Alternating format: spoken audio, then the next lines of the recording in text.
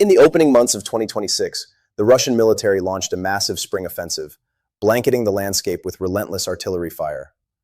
Looking at the macro data across the entire Eastern Front, the brutal scale of the combat operations becomes clearly visible. That rising bar chart shows the human cost of those operations. In March 2026 alone, Russia suffered more than 35,000 casualties. Even after sacrificing tens of thousands of soldiers on the front line, the Russian military is advancing at a pace of roughly 1 square mile per day. By relying on mass infantry assaults, Moscow has created a localized meat grinder. It is generating record casualties while failing to gain any real momentum. Ukraine's counter-strategy comes from Commander-in-Chief Alexander Syrskyi, who implemented a new battlefield doctrine known as active defense. Under that doctrine, Ukrainian forces established deadly kill zones stretching out 90 meters. Swarms of invisible drones patrol that airspace, hunting down and eliminating 9 out of every 10 Russian soldiers before they can even fire a weapon. That tactic stopped the Russian advance. By going on the offensive inside those zones, Ukraine recaptured nearly 50 kilometers of territory in March. Holding those reclaimed zones requires tremendous physical discipline. Ukrainian infantry immediately digs deep trench networks to stabilize the new perimeter against counterattacks. Because the Eastern Front is now locked in a static and lethal holding pattern, the actual fighting has expanded far beyond the trenches. The modern battlefield now stretches upward into the invisible electromagnetic spectrum. And that is exactly where the war is being heavily contested today. According to Ukraine's Electronic Warfare Directorate, its jamming systems are now neutralizing more than 50. That forces Russian drone operators into a non-stop cycle of chasing technological upgrades just to keep their equipment in the air.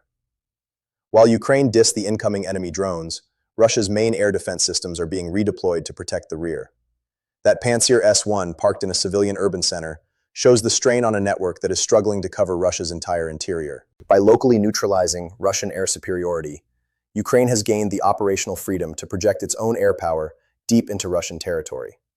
Ukraine is using that freedom to map out a dynamic new theater of war.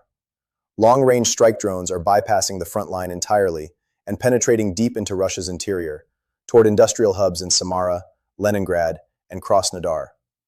Looking at that map, the economic devastation becomes obvious. Coordinated strikes against critical infrastructure are draining roughly $100 million in lost revenue from the Russian war machine every single day.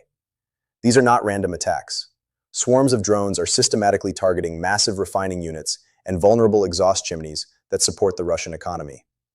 This aggressive campaign is a direct response to a specific geopolitical point of friction. The United States recently expanded sanctions exemptions for Russian seaborne oil, allowing Moscow to keep generating vital cash. Ukraine's calculation is simple. If Americans and Europeans refuse to cut off that financial flow through diplomacy, Ukrainian forces will physically dismantle that infrastructure through kinetic action. Striking the empire's lifeblood puts Vladimir Putin in an impossible dilemma. He must either pull air defenses away from the front lines to protect his oil, or stand by while his war economy burns. Looking for a way to relieve that pressure, the Kremlin is now looking north, testing the border with Belarus as a new point of leverage. Ukrainian intelligence has confirmed that Russian forces are actively building new artillery positions and paving logistical roads aimed directly at Ukraine's northern border.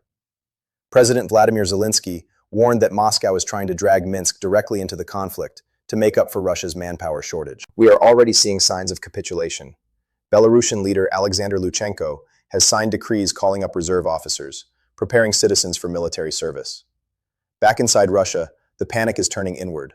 The state is forcibly recruiting university students off civilian streets, while rushing to implement Chpernet, an isolated and tightly controlled internet system designed to suppress domestic dissent, while threatening to open a new front in Belarus and building a digital iron curtain at home. These are desperate reactions from a regime that is failing to sustain its primary offensive. The conflict has evolved. The static image of trench warfare is now being matched by an asymmetric campaign of economic and technological attrition. The physical reality of Russian aggression remains devastating, leaving shattered neighborhoods and blackened apartment blocks across the country. Ukraine has shown that it can bypass the front line and strike the industrial arteries of the Russian state. Success now depends on how long the Kremlin can keep financing this level of destruction. And now I want to hear your opinion. Do you think this kind of strategy can really change the course of the war? Or does it only deepen the human and economic cost of the conflict? Drop your thoughts in the comments and tell me what you think. Make sure to leave a like. And in the upper right corner of the screen, you'll see a video suggestion so you can keep watching with me. I'll see you in that next video. See you soon.